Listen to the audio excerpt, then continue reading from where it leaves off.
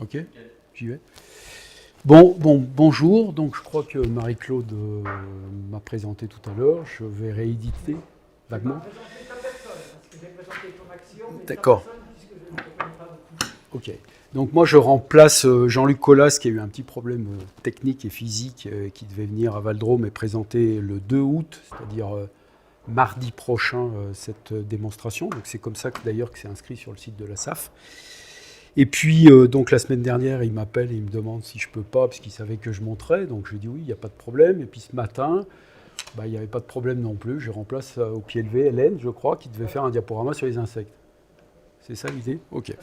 Donc moi, je suis Bruno Vergne, correspondant à NPCEN comme Jean-Luc, à part que je ne suis pas au conseil d'administration. Je suis correspondant 07 historiquement, c'est-à-dire l'Ardèche, pas très loin d'ici, de l'autre côté du Rhône.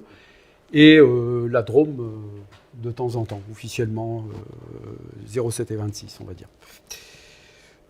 Donc là, Jean-Luc a fait un diaporama sur les LED en milieu urbain. Donc les LED, c'est une technologie d'éclairage qui existe depuis une quinzaine, vingtaine d'années maintenant, qui s'est de plus en plus imposée de par, entre guillemets, ses avantages, faut bien le dire, c'est-à-dire à la fois des durées de vie de lampes beaucoup plus longues, tout du moins sur le papier, parce que bon, comme ça à 15-20 ans, on n'a pas encore suffisamment de recul pour voir si effectivement on tient les durées de vie annoncées par les constructeurs, puisque ça va au-delà éventuellement dans certains cas 30 ans, 35 ans. Et également un rapport financier, puisque effectivement pour le même niveau d'éclairement, on a des consommations électriques bien moindres. Voilà. Par contre, ça s'accompagne effectivement de certaines particularités, de points négatifs, on va dire, en termes de nuisance, parce que c'est un éclairage qui a la nécessité d'être très directif. S'il est mal positionné au niveau du candélabre, c'est-à-dire si la zone d'éclairement n'est pas clairement dirigée, étant donné qu'il est extrêmement puissant, il peut être effectivement très dommageable pour ce qu'on appelle les pollutions lumineuses, et également les lumières intrusives, qui est une forme de pollution lumineuse que je vais détailler sur le diaporama. Alors Jean-Luc a souhaité, je passe au suivant apparemment, là.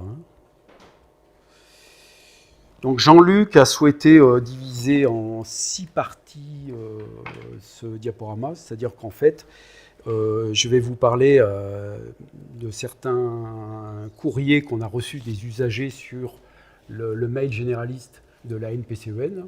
Marie-Claude vient de vous en parler, si j'ai bien suivi également. Elle fait son travail de militante. Donc la NPCEN, c'est une adhésion loi 1901, sans but lucratif.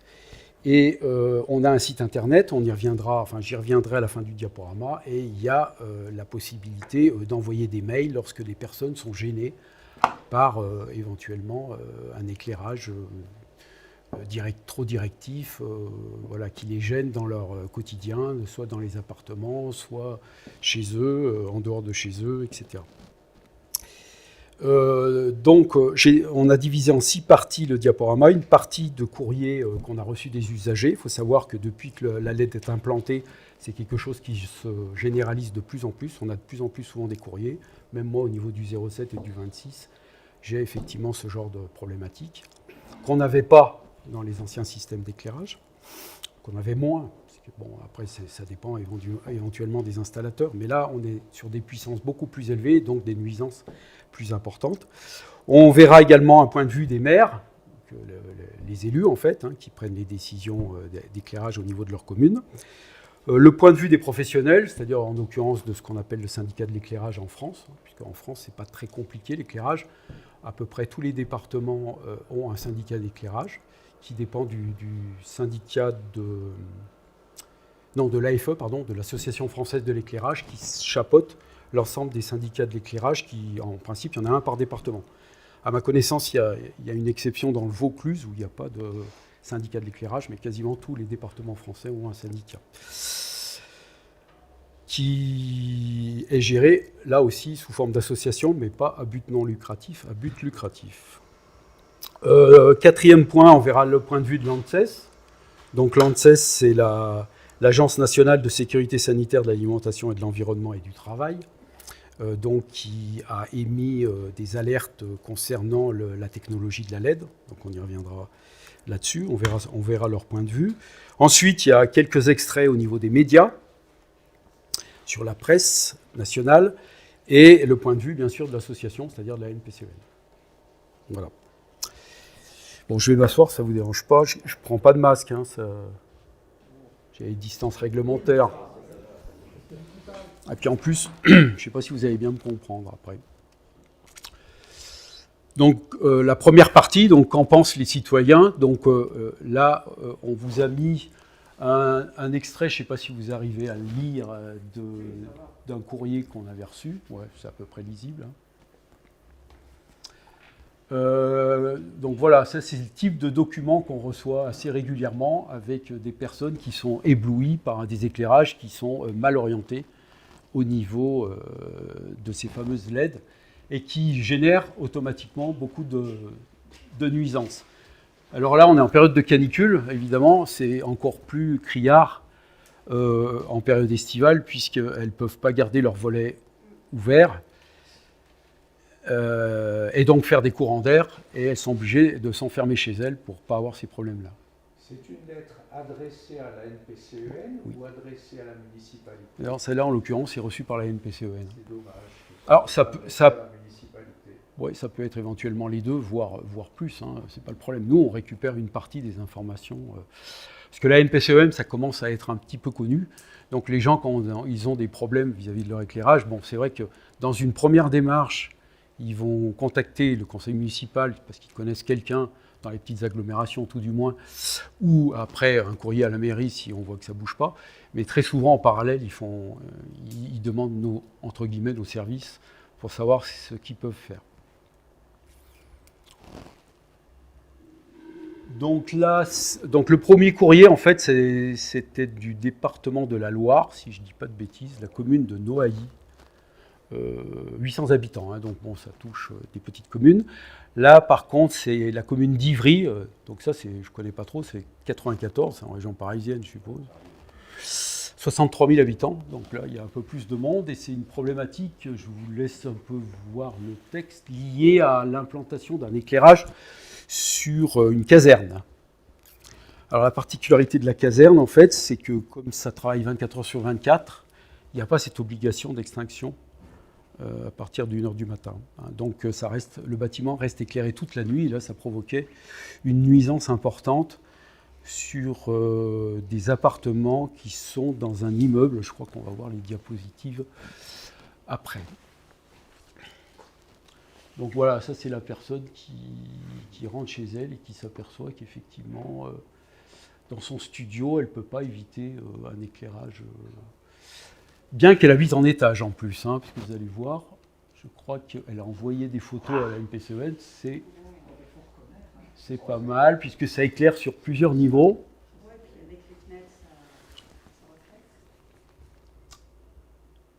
Voilà, bon, ça c'est un exemple à 23h du même bâtiment. Ça, c'est une vue de son appartement, qui est apparemment donc largement en étage. Hein. On voit bien que c'est au même niveau que chez elle. Ça, c'est la caserne de jour, puisque c'est éclairé jour et nuit. On peut se demander l'intérêt, d'ailleurs, que ça soit éclairé de jour. Mais voilà. Et ça, c'est une vue de son immeuble, vue de pris d'en bas. Hein. Donc on voit les ombres portées, où effectivement, donc on doit être au 7e étage, je vais compter tout à l'heure. On voit que c'est éclairé très très haut, en fait.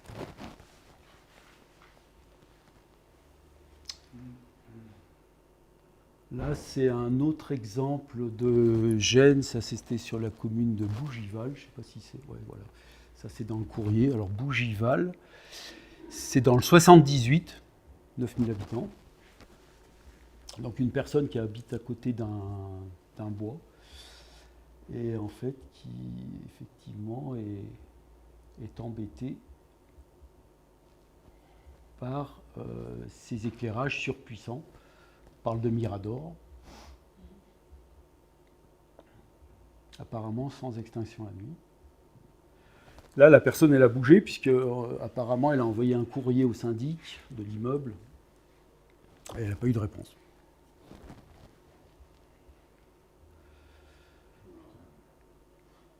Voilà. On voit bien l'arbre. Hein. L'intérieur. On voit qu'elle est en bordure de forêt. Ça, c'est Chambéry. Donc, Chambéry, 73. 60 000 habitants.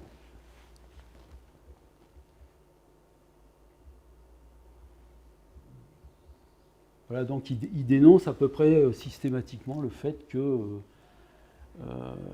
il profite de la technologie qui, soi-disant, consomme moins, enfin, ce qui est une vérité, ça, on ne va pas le remettre en cause, mais les professionnels de l'éclairage en profitent pour mettre des éclairages surpuissants. C'est ça le principal problème de la LED, c'est la puissance de l'installation. Donc, lumière intrusive, les gens ne peuvent plus ouvrir les fenêtres, monter les stores pour faire des courants d'air chez eux. Donc, bon, voilà.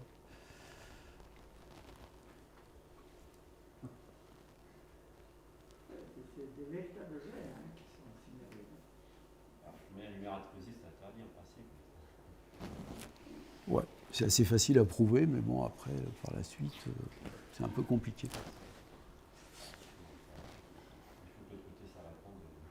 Ouais, il faut qu'il y ait une réaction. Enfin, il faut qu'il y ait une écoute en face, parce que sinon, voilà. Moi, j'ai réussi à faire ça dans le bureau. En adressant le courrier au maire qui a pris contact avec la profession. Non, mais généralement, ça se passe bien, hein, mais bon, des fois, c'est très compliqué quand même. Ça, c'est un autre courrier, je ne sais pas si... Ouais, dans le 91.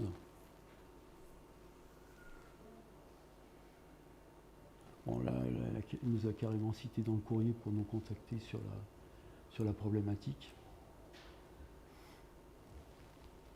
Bon, après, ça, c'est assez général. Hein. Donc, les lampes au sodium, c'était des fameuses lampes qui avaient un éclairage orienté plutôt jaune. Ouais, orange. Jaune-orangé. Qui avait un énorme avantage, je pense qu'il y a des astronomes amateurs dans la salle pour la filtration, qu'il n'y a plus dans la LED.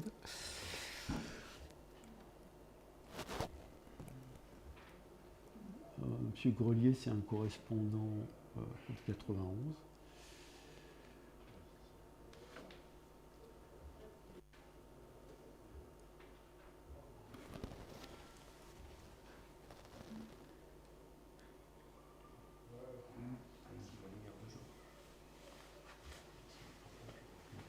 Voilà, bon, après, voilà, des exemples comme ça, il y en a un nombre certain. Donc, voilà, ça c'était un peu le regard du citoyen, de l'usager, on va dire. Le maire, donc le maire, c'est celui qui a le pouvoir de décider de la modification ou l'implantation d'un nouvel éclairage. Donc, qui va se référer le plus souvent, suivant la taille de la commune, soit un syndicat de l'éclairage, soit il aura un service technique interne qui lui permettra d'implanter dans le respect des normes son éclairage public. Donc maintenant, de toute façon, la question ne se pose plus. Généralement, tout ce qui se monte en nouvel éclairage ou en remplacement d'un éclairage existant, c'est quasiment 99% de LED.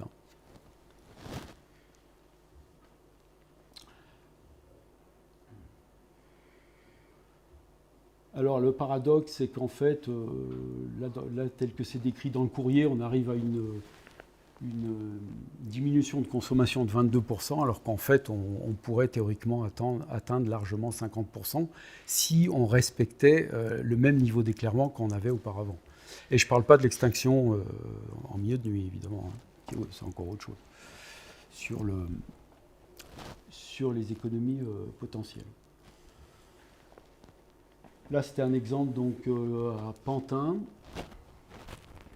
Pantin, je ne sais pas quel département c'est. 93. Oui. Bravo.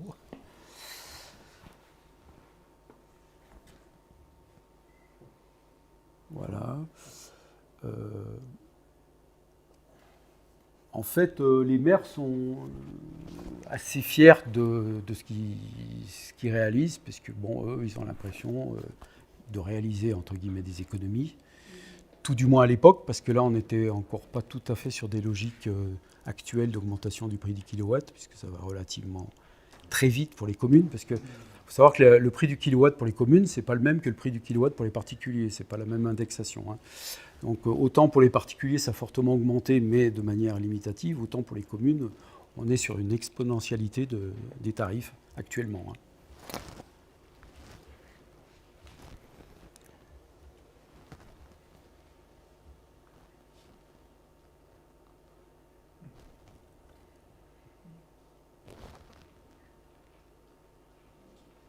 Voilà, alors bon, eux, ils sont assez fiers des installations qu'ils font. Ils ne connaissent pas trop nécessairement la législation en cours sur le sujet.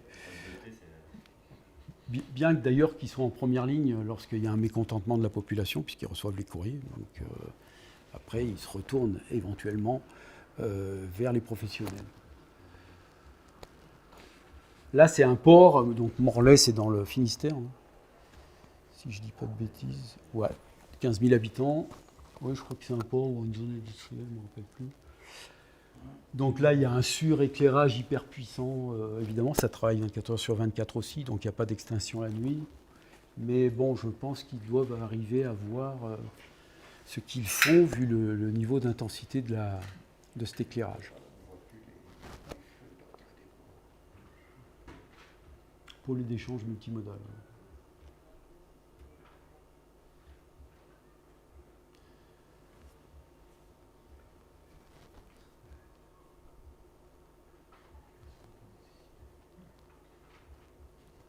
Donc 20 lux, alors la lune c'est un demi, un quart, pleine lune, hein.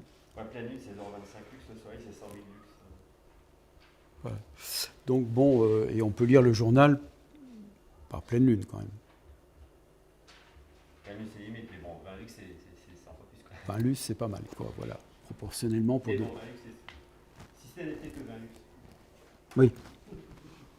Donc là, on lit qu'il y a des normes particulières pour les personnes, pour tenir compte des personnes à vision réduite. Il est mal positionné. C'est moi qui bouge, non? Non, mais après ça, il y a. En fait, il ne faut pas qu'il frotte sur Le tissu. Voilà. Ouais, mais c'est compliqué. Ah, c'est bon. Bon, C'est la loi limite à 25, ça dépend entre 25 et 35 lux, mais il faut d'abord commencer par respecter la loi avant les normes qui, dans certains cas, sont des préconisations d'ordre privé. Oui, de toute façon, le problème en France, mais c'est, je pense, le cas dans la majorité des pays, c'est pas parce qu'une loi est promulguée qu'elle est respectée. Donc, voilà. Déjà, voilà. Ah non, mais il y a des décrets, il y a des arrêtés. Oui, mais bon, là, c'est tout sorti, hein, c'est pas le problème. Il faudrait qu'on fasse des Ouais. contrôles. Ouais. Voilà, c'est un peu ça le problème. C'est qu'après, qui c'est qui fait les contrôles? Ben, apparemment, c'est le citoyen qui dénonce le problème. C'est qui attaque au tribunal administratif. Ouais, non, mais d'accord. Mais bon, je crois qu'il va garder son problème un certain temps. Donc, Bien que c'est gratuit, c'est ça, ouais. Ça, c'est des exemples de mise en lumière de la ville de Lyon. Bon, alors Lyon, c'est la ville lumière, hein, donc forcément, il fallait qu'il fasse... Bah, c'est 3 jours par an. oui, c'est une fête début décembre, là, voilà. Fête de la lumière. Mais en fait, les professionnels de l'éclairage aussi en profitent pour installer dans cette ville, et pas forcément ailleurs, une espèce de vitrine technologique liée à la LED qui va servir après, je crois qu'il y a un commentaire sur le sujet. Les lumières originales de Lyon sont des bougies. Hein. Oui, parce qu'elle fait de la lumière, c'est ça. Ouais, tout à fait.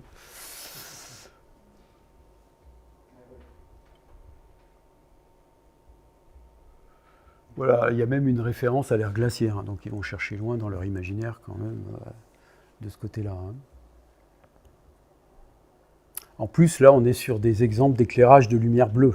Hein. Donc, lumière bleue, on va voir plus loin, mais bon, c'est quasiment dans le spectre ce qu'il y a de plus nocif pour le vivant, quoi. Là, par contre, ils respectent l'extinction à 1h du matin. Ouais, bon, ça c'était... Ouais, là c'est délire un peu, ouais, quand même. Là c'est le palais de justice. Là, ils font des références à des villes historiques.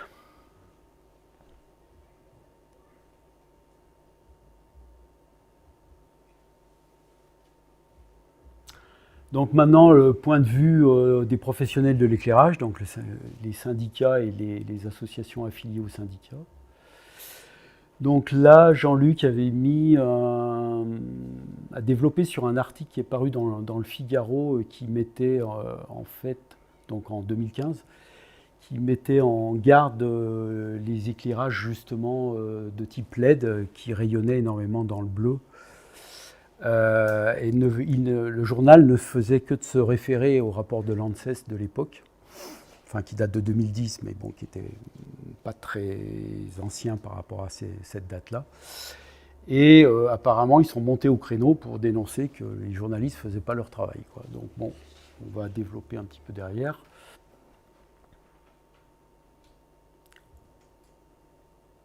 Alors ça, apparemment, ça les gêne énormément quand il y a des critiques de la presse sur les spécificités de leur métier, on va dire.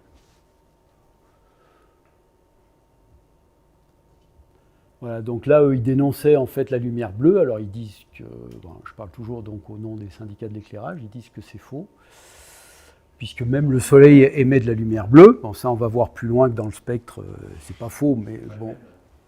Voilà, c'est pas tout à fait la même chose.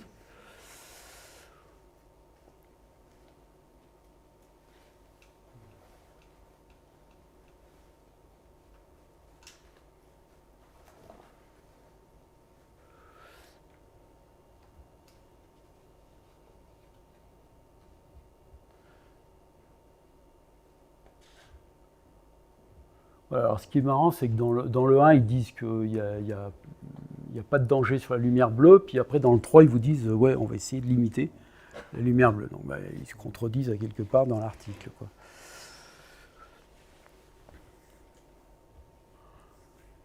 Voilà, puis ils mettent après en avant toujours l'éternel argument de l'avantage de la LED par rapport à cette technologie-là. Ça a été signé par 3 types de professionnels. Là, il y a un descriptif des différents syndicats. Bon, voilà. Bon, après, c'est la cuisine des professionnels.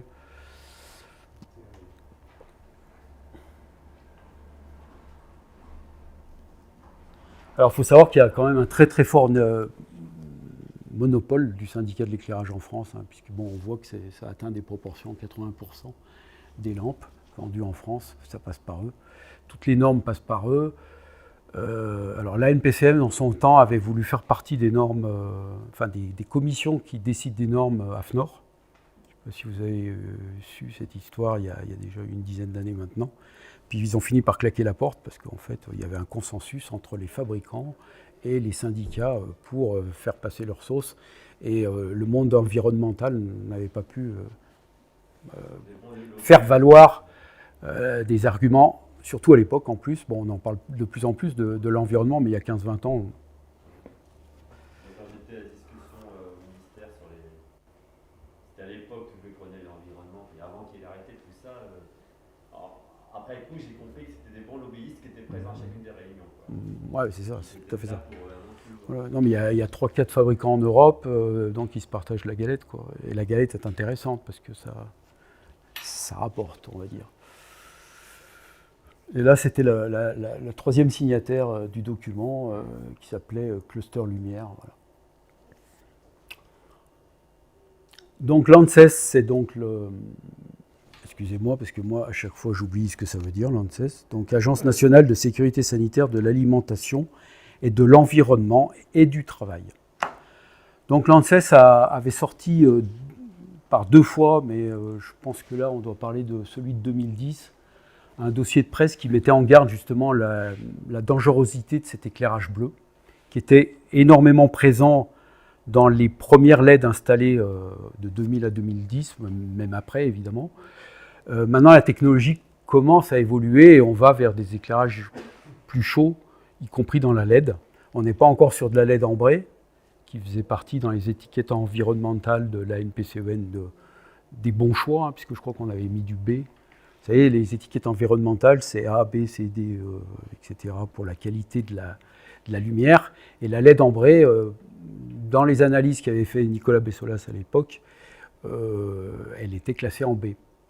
sachant que les LED bleus et éventuellement en milieu de rayonnement du spectre sont plutôt classés en C, D, voire E.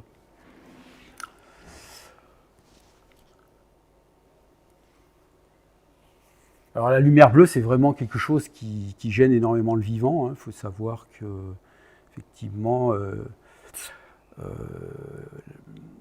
la deuxième cause d'extinction des insectes, c'est l'éclairage public. Et les insectes sont particulièrement sensibles au niveau du spectre à l'éclairage bleu.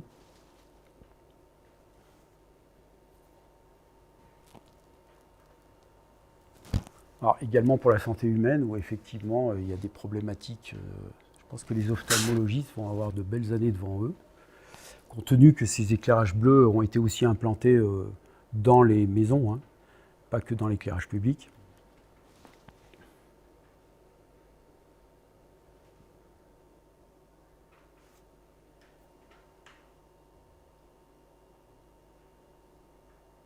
Cependant, je pense que les lumières bleues que l'on a dans des villes pour les passages piétonniers, donc, je connais plusieurs villes en France où ça se fait. Malgré tout, quand tu marches, on ne va pas regarder la lampe, on ne regarde pas plus le soleil, quand on marche on a la tête baissée, donc quand même on n'est pas impacté par la lumière bleue, me semble. Oui, mais bon, malheureusement... Quand tu passes en voiture, tu la vois quand même. ouais, voilà. Quand Non. tu passes en voiture, ça fait un éblouissement. Ouais, c'est ça. C'est-à-dire qu'il y a beaucoup de candélabres qui sont mal installés et en fait, à la base, l'éclairage ne devrait pas nuire. Il ne devrait pas y avoir d'éclairage direct sur l'œil humain, ce qui n'est pas le cas en fait. Souvent, moi j'ai vu, ça tombe, c'est la lumière qui tombe. Ouais. Alors après, il y a les bébés qu'on promène en poussette et qui, eux, c'est l'inverse. Bon, ouais. Les vers du sud parisien, il y a des endroits dangereux, c'est aberrant. Il y a des projecteurs qui aveuglent complètement. Ouais. Je suis pratiquement obligé de m'arrêter. Ouais. C'est un endroit qui est dangereux. Ouais. Alors effectivement, on est tellement ébloui qu'on s'arrête, donc il y a moins de danger, mais... Ouais, encore que ça peut se passer derrière, le problème après. Et aussi à la municipalité de ta ville à propos des LED bleus qu'ils ont installés sur les passages pour piétons. Ah oui. Je te dirai la réponse si tu veux. Ouais. C'est le début, il y en a beaucoup. Oui, et ils en ont installé au C'est Chénet. comment installer quelques-uns chez... Le but qu'ils ont installé probablement peut-être avant la mise en place de l'arrêté, tandis que là c'était postérieur. Mais l'éclairage bleu que vous parlez sur les zones piétonnières, c'est concrètement, c'est quoi? C'est au début et à la fin du passage piéton? Un projecteur qui éclaire. Ah ouais, ça, on n'en a pas, ça. De la lumière bleue, effectivement. Ah, d'accord. Un bleu sur le sol. Ok, C'est pour que les voitures sachent que là, il y a un piéton qui peut passer. ouais, d'accord. Le LED avec tout le bleu. Moi, Ah, ça, on n'en a pas dans la région. Hein. Vraiment, je trouvais que c'était une certaine protection du piéton. La nuit, quand les voitures... Tu mets du blanc, ça suffit. Et effectivement, oui. Voilà, là, il y a un descriptif un peu des problématiques liées à cette longueur d'onde. On va voir un petit peu plus loin par rapport à des analyses de spectre.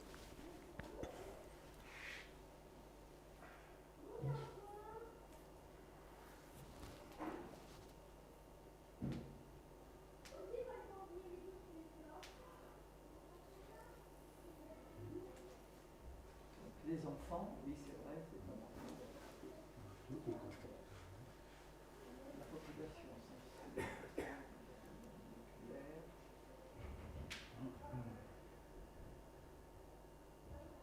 Sans parler que les générations qui arrivent, enfin la nôtre en fait un tout petit peu partie, on est de plus en plus habitué à travailler sur des écrans, sur les téléphones, etc. Donc on baigne dans ce genre de... Même si vous mettez un filtre sur un téléphone portable qui va filtrer la lumière bleue, c'est peu significatif par rapport au problème, quoi.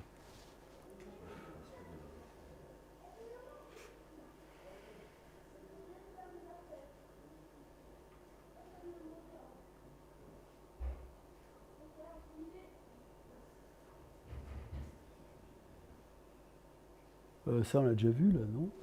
Alors, c'est moi qui fais des conneries, là, excusez-moi. Ouais, c'est ça. J'en me suis perdu.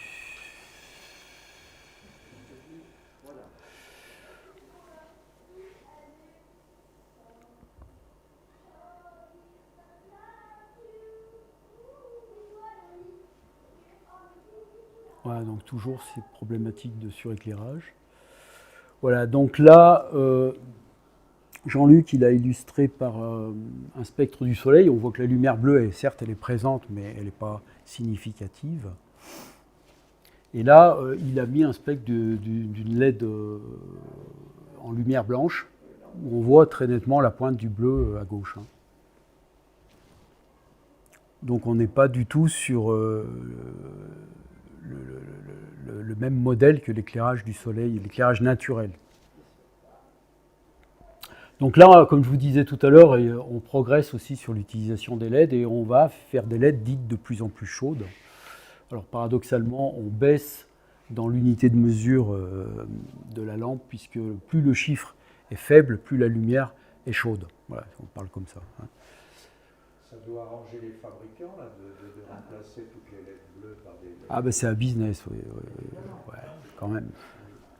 À la limite, on peut se demander s'ils n'ont pas fait exprès au départ. Pardon ? On peut se demander s'ils n'ont pas fait exprès au départ. Ah non, la fréquence bleue, ça c'est lié au principe de la LED bleue. Hein. On ne peut pas ajuster Oui, ça... on peut pas ajuster le bleu. Là. Ouais.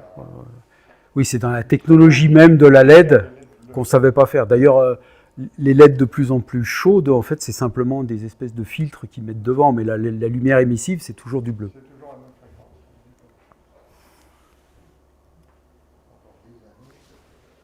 fréquence. Alors, attendez voir. Voilà, là, on a superposé en fait l'éclairage du soleil derrière et en fait devant l'éclairage d'une LED froide. Donc, on voit bien que ça n'a pas beaucoup de rapport. Et cette pointe dans le bleu qui ressort énormément.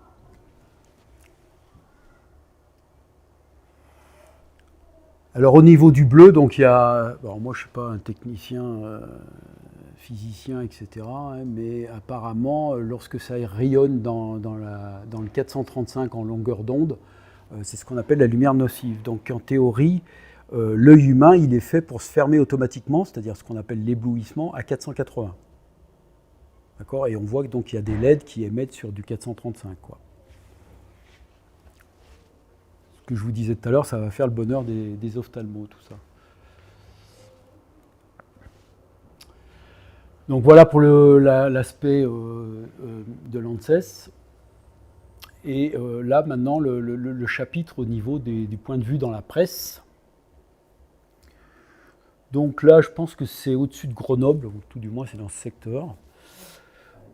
Il y a des astronomes dans la salle, donc on voit un peu Orion, les Hyades, les Pléiades, et c'est assez symbolique parce que bon, la population reste dans des couches, ne voit pas les étoiles déjà. Bon, ça c'est un autre problème, c'est pas lié à la LED, mais en plus, on les conditionne pour rester dans un suréclairage qu'on voit bien sur la diapo. Et bon, la presse aime bien effectivement rappeler le fait que bon, la pollution lumineuse, quel que soit l'état de la réglementation de chacun des pays, elle continue à augmenter, en principe à peu près 2% par an, alors qu'on parle de plus en plus d'environnement, de problèmes effectivement de nuit qui disparaît, et pas nécessairement que les étoiles, mais tous les impacts que ça peut avoir sur le monde du vivant.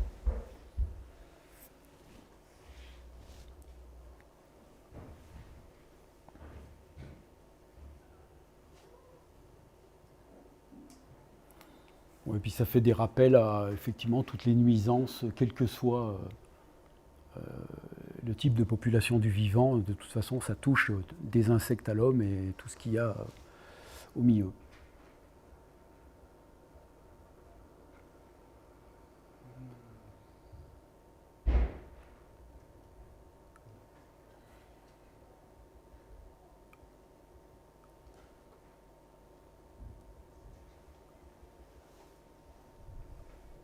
C'est bon ? Bon, là, c'est une illustration de l'évolution, effectivement, de l'éclairage sur l'ensemble de la planète, sur les données qui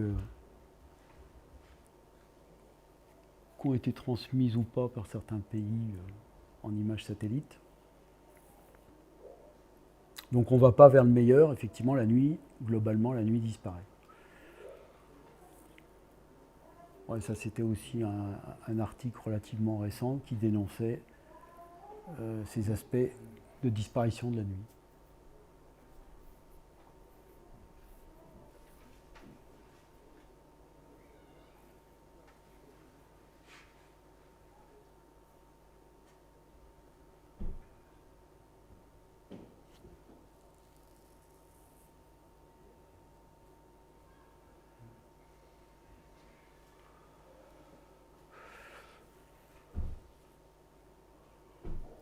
Et effectivement, le problème pour les astronomes amateurs d'être obligés de monter à Val-d'Rôme pour.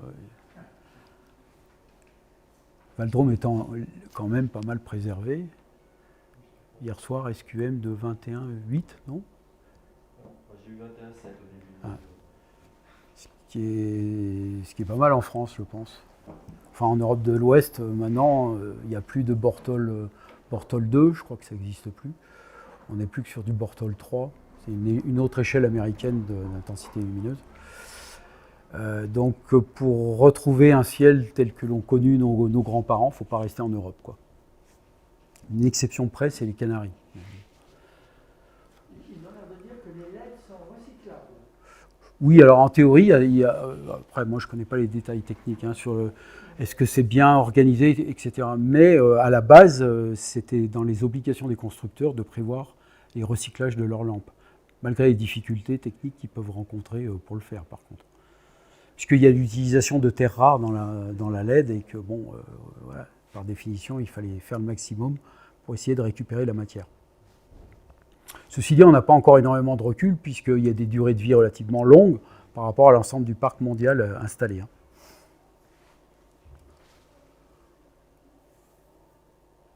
Voilà, alors il commence à. Donc là, on arrive sur la notion d'extinction en cours de nuit. Donc pour l'instant, en France, il n'y a pas d'obligation d'extinction en cours de nuit. Simplement, c'est à la discrétion des maires. Et de plus en plus de communes coupent. Alors bon, moi, je le vois, je reçois de plus en plus de mails de communes qui me demandent des renseignements sur les extinctions. Alors, ce n'est pas tant pour des problématiques d'environnement, mais c'est beaucoup pour des problématiques financières. Évidemment, vu l'explosion du prix, effectivement, actuellement, du kilowattheure. Mais même des très grandes villes, comme la ville de Lille, par exemple, commencent à se poser des questions.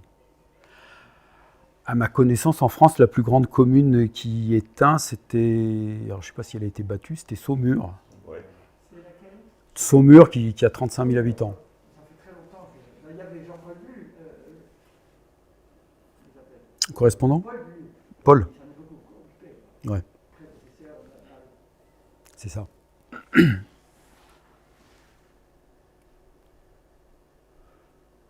Donc ensuite, et pour terminer, la position de l'AMPSEN sur cette problématique. Donc nous, on dénonce effectivement la confusion qu'il peut y avoir entre l'économie d'énergie et le niveau d'éclairement des professionnels. Ils ne voient que l'argument financier, donc du coup, ça coûte moins cher à la commune, donc ils éclairent encore plus, mais de toute façon, ça va leur coûter moins cher. Donc ils mettent plus de points lumineux et plus d'intensité par point lumineux. Je pense que la crise actuelle liée à l'Ukraine et le problème d'approvisionnement et de fabrication d'électricité, ce serait une opportunité de montrer que c'est le moment vraiment maintenant, Tout à fait. financièrement, d'avoir un bon résultat en réduisant l'électricité, puis en plus ça va coûter beaucoup plus cher maintenant. Tout à fait. Et les annonces faites par les distributeurs là, qui éteignent les éclairages de nuit, les parkings. Vous voulez dire en privé ou en public? Non, les communiqués de presse, Carrefour et tout Oui, ça. ça. Je n'ai pas vu ça. Ils ont commencé, je ne sais pas, ils disaient qu'ils commençaient tout de suite. Moi, j'ai vu passer un article. J'ai pas vu ça. Non. J'ai vu passer quelque chose la semaine dernière concernant les enseignes lumineuses. Où, apparemment, il y a... Mais de toute façon, Oui, voilà. Ils distribuent à partir du 15 octobre. Enfin, je sais plus regarder, mais. Ouais, ça faisait... Il y a eu quelques réactions, justement, on m'a dit dans les derniers comptes. Qui disaient que c'est un peu de la com parce que c'est pas grand-chose par rapport à ce qu'ils devraient déjà faire. Bien sûr. D'ailleurs, quand il y a eu la crise du Covid, notamment la première année, quand il y avait le... Comment on appelle ça, que les gens n'avaient pas le droit de sortir Non, mais ça avait un terme... Ah, aidez-moi. Non.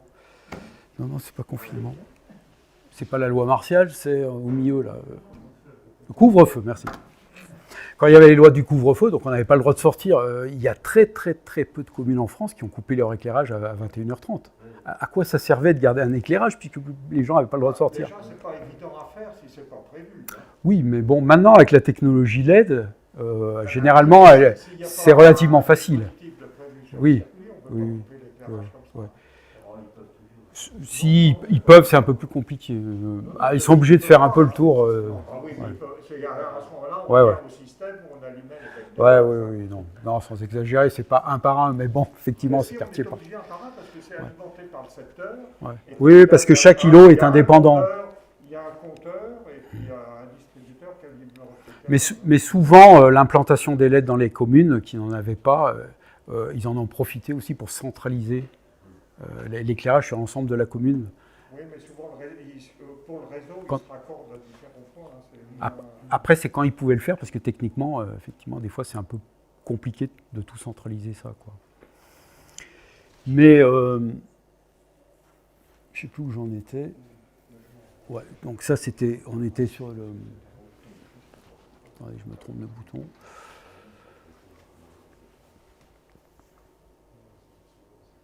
Voilà, donc la NPCEN raisonne plus sur des raisonnements, si vous voulez, en amont. Est-ce qu'il faut éclairer? S'il faut éclairer, comment il faut éclairer, etc. Il ne s'agit pas de remplacer systématiquement et de faire du suréclairage à tout va, quoi. Par rapport à une technologie qui, effectivement, présente des avantages en termes d'économie d'énergie, toujours. Hein. Et le flamme du néon est encore actif? Oui, ça tourne toujours, ça. Mais ça dépend un peu dans les régions, les villes. Hein. Alors, il faut quand même savoir que théoriquement, les éclairages des vitrines, ils ont l'obligation d'éteindre aussi maintenant. Donc, bon, il y en a beaucoup qui ne la respectent pas. Il suffit de se promener à 2h du matin dans n'importe quel... Il y avait encore un reportage il y a 15 jours à la télévision. Alors, c'était pas forcément officiellement Clan du Néon, mais c'était les jeunes qui faisaient un petit peu la conversation. Activistes. Alors, ils les présentent toujours un petit peu comme des... je sais pas comment on quel terme... marginaux. Des marginaux, un peu comme ça. Et, ouais, c'est dommage. En oubliant d'expliquer qu'ils ne font qu'appliquer la loi. Quoi. Ouais, c'est ça. Tout à fait. L'air de dire qu'il faut commettre des infractions comme ça, alors qu'en fait, non. Oui, il y avait la propriétaire d'une agence dont l'éclairage avait éteint. La remarque qu'elle avait faite, mais c'est incroyable que les gens pensent comme ça. Ben oui, mais nous, on veut être visible pour nos... C'était une banque, je crois, pour nos clients. Et, enfin, c'est des arguments, ça n'a aucun sens. Enfin, tout à fait. On a besoin comme s'ils avaient besoin de voir l'agence éclairée à 2h du matin. Oui, puis je ne suis pas certain que les gens fassent bien attention. Oui. Vous lui demandez, c'est éclairé, je peux rentrer, puis sinon je avec une marteau dans la vie. C'est ça.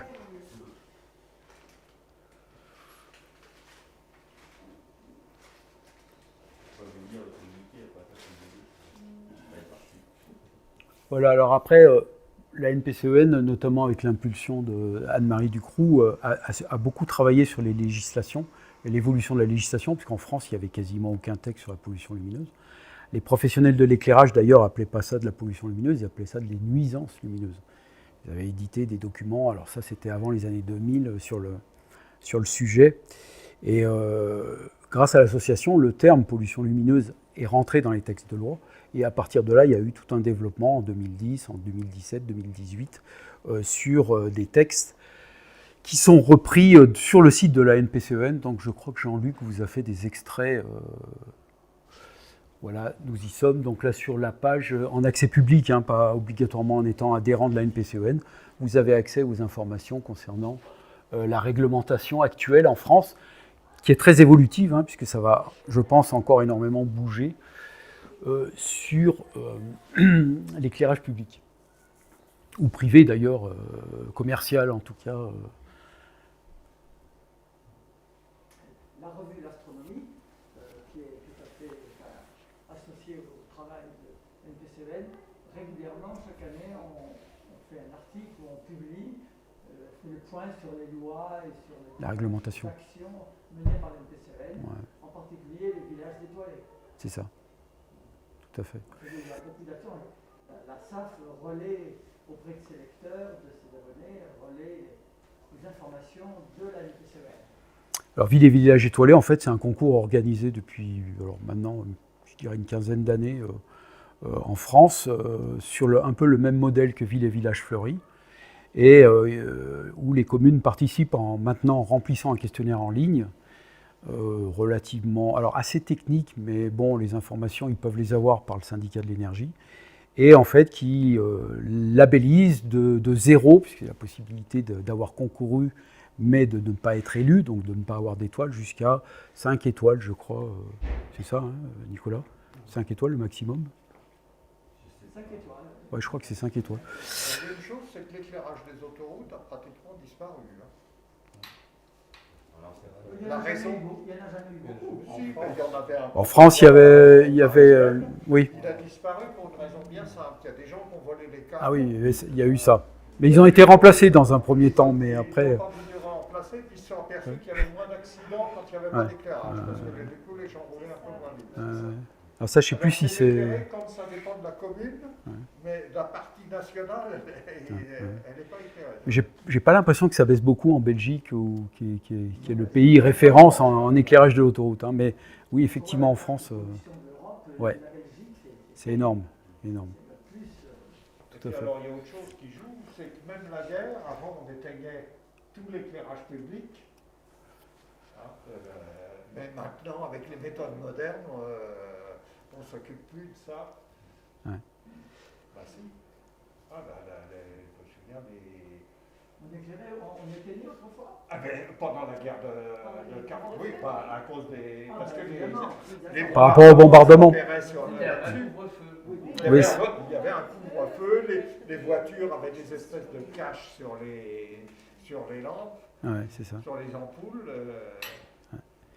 Et pour terminer avec le concours Ville et Villages Étoilés, l'énorme avantage aussi qu'ont les communes d'y participer, c'est qu'elles ont droit à un diagnostic avec un autre regard que le regard du syndicat de l'éclairage sur les axes de progrès qu'ils peuvent faire en matière d'environnement et aussi et surtout en matière d'économie d'énergie.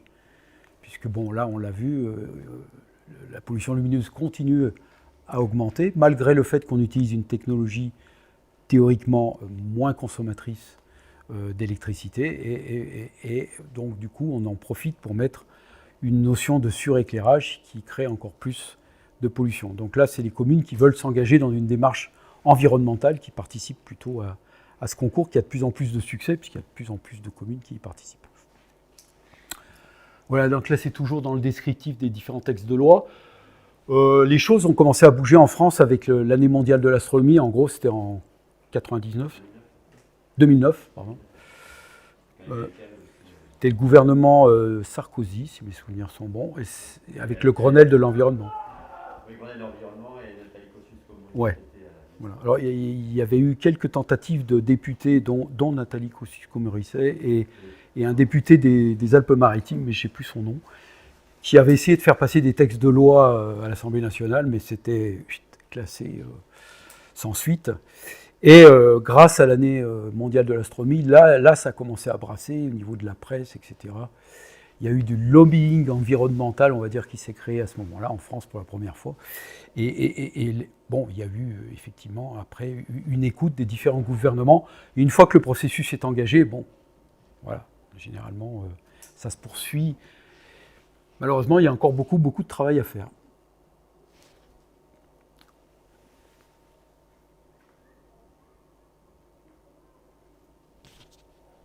Là, il y a on a passé des accords avec les parcs nationaux, les parcs régionaux, qui développent actuellement beaucoup sur les trams bleues et les trams vertes.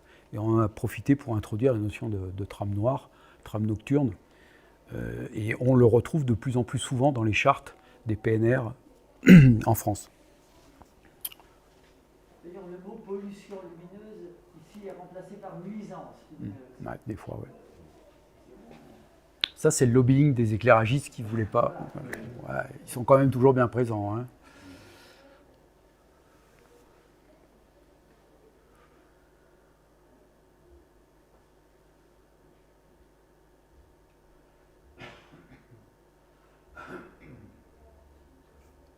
Et il faut savoir aussi que l'association a énormément peiné pour arriver à ce que les décrets sortent. Parce que bon, la loi était sortie, mais une loi ne s'applique pas tant que tous les décrets ne sont pas sortis.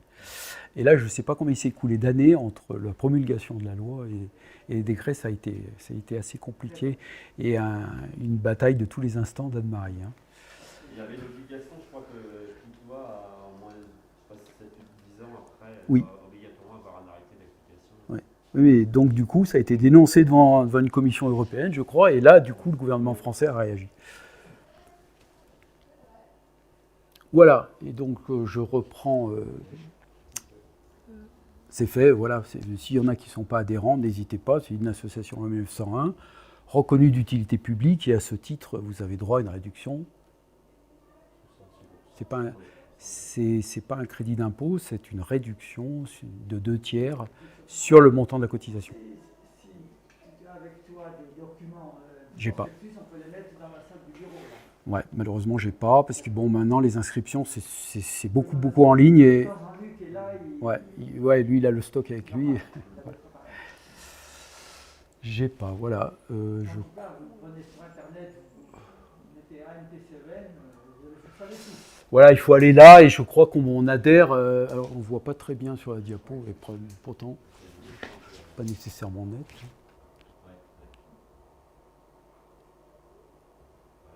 Voilà, tout en haut, adhérer, faire un don, etc. À droite du logo. En fait, vous cliquez là et les adhésions sont en ligne. Après, il existe des bulletins d'adhésion papier, mais bon, plus compliqué à les avoir à jour. Le nombre d'adhérents évolue. Alors, moi, à une époque, je m'occupais de l'aspect administratif, c'est-à-dire que c'est moi qui faisais les cartes d'adhérents, les reçus fiscaux, etc. Et ça fait 3 ans maintenant que je ne fais plus, donc je ne sais plus réellement le nombre. On a à peu près moins de 1000 adhérents, je pense, mais voilà, sur la proportion. Ouais. Sous réserve, à moins que c'est fortement augmenté ces dernières années. Mais ouais, ça plafonne.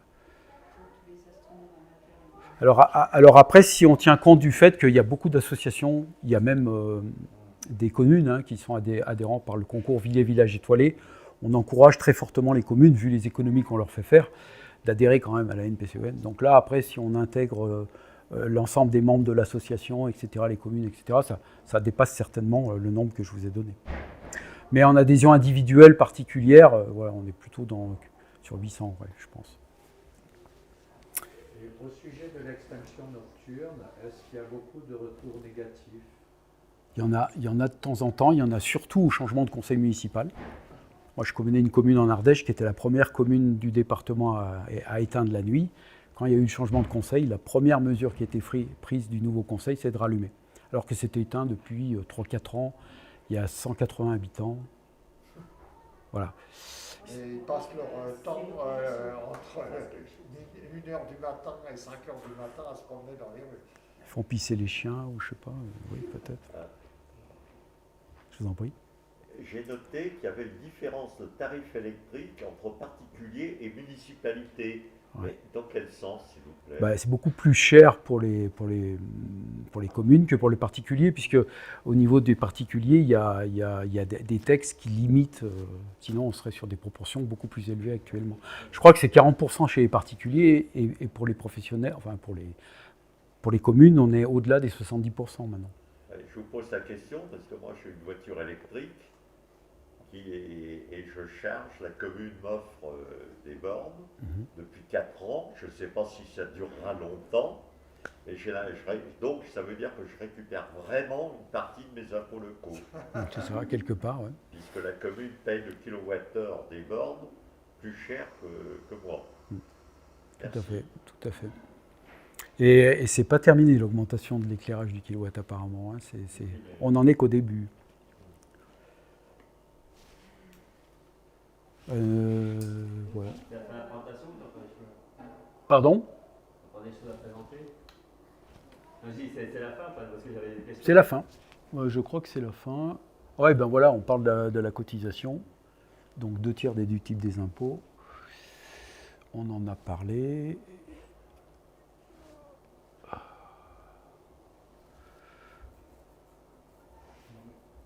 Bon, ça, je pense que beaucoup connaissent.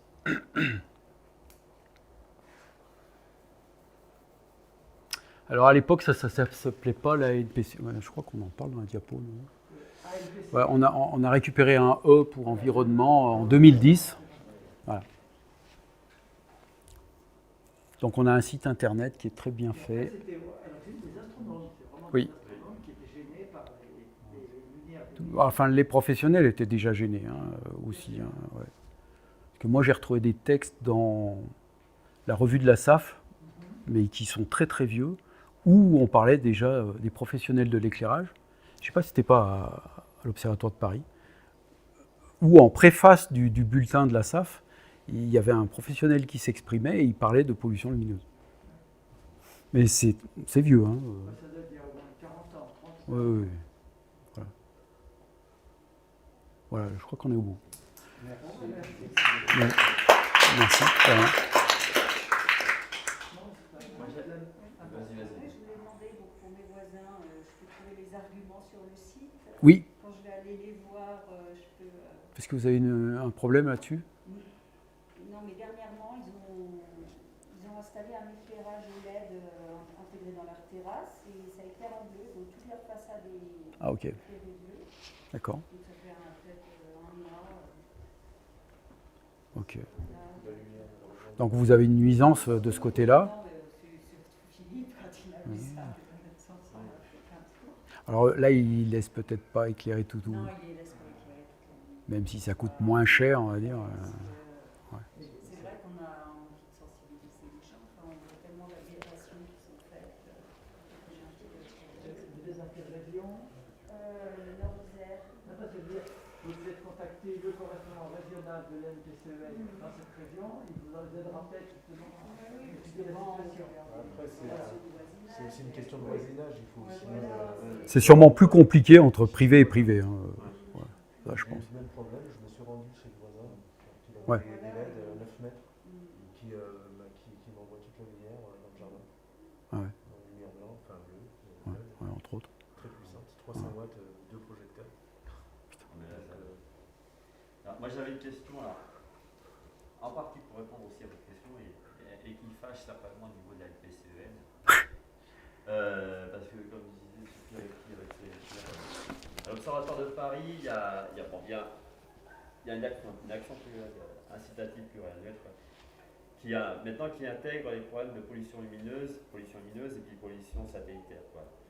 Et donc on a fait une première réunion un petit peu avec les acteurs concernant la pollution lumineuse autour de la région parisienne, parce qu'en premier lieu, c'est aussi pour voir ce qu'on peut faire au niveau de la région parisienne. Donc l'idée éventuellement, c'est par exemple d'acquérir du matériel qui permet de faire des mesures, etc. Quoi, qu'on pourrait, visiblement, la responsable de tout ça et les participants sont plus des gens d'agir pour l'environnement.